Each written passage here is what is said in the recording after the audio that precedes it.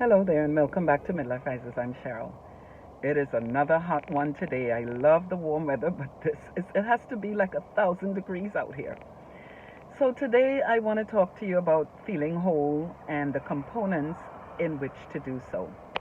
And in the process of feeling whole, it's just to be able to identify with all the things that make you happy, all the things that you're grateful about. I mean, you have to look at the good in your life and put the pieces together because we have a lot of things that we deal with, but it's not a good idea to look at all of the bad things. You have to be able to see the good. To feel whole, you've got to have that good feeling inside.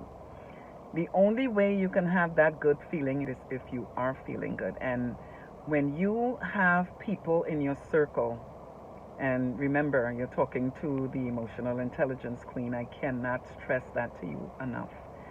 You've got to be conscious of the way you are and your environment, the people in your circle. Because depending on the kind of person you are, like for myself, I'm a gregarious person. I'm happy, I'm always bubbly, and even though I'm going through a lot of changes, I try to be happy. I try to see the good in everything.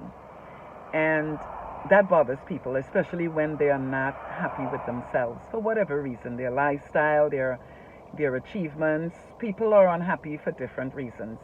And it's okay to be that way, but it is not okay to search for someone to take that out on. It is not okay to be looking around to see who you can hurt. And people that are not happy within themselves, that is what they do. Now, these things come in different forms. It can be competitiveness, it can be envy, jealousy. Whichever one, it is not a good emotion and it is not a good thing for you to have in your circle. And let's talk about envy and jealousy for a minute. There's a reason why they call jealousy the green-eyed monster, because it is a monster. It is a person that is ruthless, a person that is not considerate, a person that wouldn't mind hurting you to feel good within themselves. And you can have that from anyone. It can be a sister, a brother, a cousin, a friend. It can be anyone. And when you are able to identify with that, and you can do it easily by your feelings, you always go by how you feel. And when you get that funny feeling, when you get that moment, don't ignore it because it is happening for a reason. You're supposed to feel good about things. And if you have someone in your circle that is absolutely going out of their way to hurt your feelings, to put you down, to do things to make you feel bad about yourself or to just feel bad in general, that is not someone you want to have in your circle. And I don't care who it is. You've got to separate yourself from that person because now you're talking your health.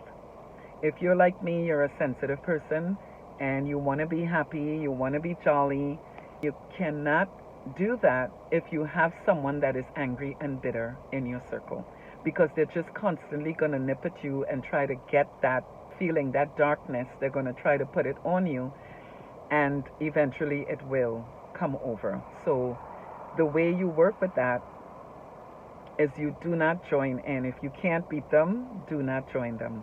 Walk away. Stay away from people that are toxic. That is how they're labeled. These are people that are unhappy within themselves and do not have any kind of joy. What they do is they walk around, and it's mainly women that behave like that, but I'm just going to talk in general. You want to protect yourself from these individuals because in order to look good, you've got to be feeling good. And you cannot have people in your circle that are constantly looking to compete with you and to hurt you and to just not be a nice person.